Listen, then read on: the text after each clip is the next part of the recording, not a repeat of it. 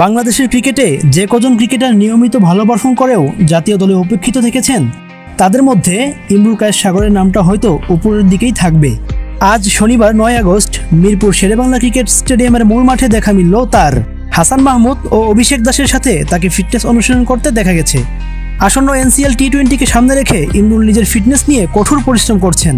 ঘরোয়া লিগে বরাবরই ভালো পারফর্ম করে এলেও তাকে লাল সবুজের জার্সি পরার জন্য খুব একটা বিবেচনা করা হয় না। ইমরুল কায়েসের আন্তর্জাতিক ক্যারিয়ারের দিকে তাকালে দেখা যায় 39 টেস্টের 76 ইনিংসে তিনি 24.28 গড়ে 1797 রান করেছেন। এর মধ্যে রয়েছে 3টি সেঞ্চুরি ও 4টি হাফ সেঞ্চুরি, যেখানে তার সর্বোচ্চ ইনিংস ছিল 150 রান।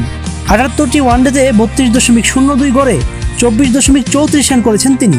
4টি সেঞ্চুরির পাশাপাশি তার ঝুলিতে রয়েছে 16টি হাফ সেঞ্চুরিও এবং সর্বোচ্চ 144 রানের একটি ইনিংসও রয়েছে তার।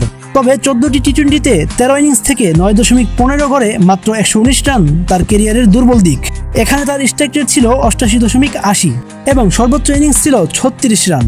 সব মিলিয়ে এই ওপেনারের ওয়ানডে পারফরমেন্স ছিল চোখে পড়ার মতো, কিন্তু ভাগ্য তার সহায় হয়নি। 2018 সালে মিরপুরে ওয়েস্ট ইন্ডিজের বিপক্ষে ছিল তার খেলা সবশেষ ওয়ানডে ম্যাচ। এরপর তাকে আর লাল সবুজের জার্সিতে দেখা যায়নি। বয়সটা তার শেষের দিকে, তবে কি জাতীয় দলের জার্সি আর গায়ে জড়ানো হবে না ইমরুলের? সেই উত্তর সময়ই বলে দিবে। রাকিব রাজ, বাংলা স্পোর্টস।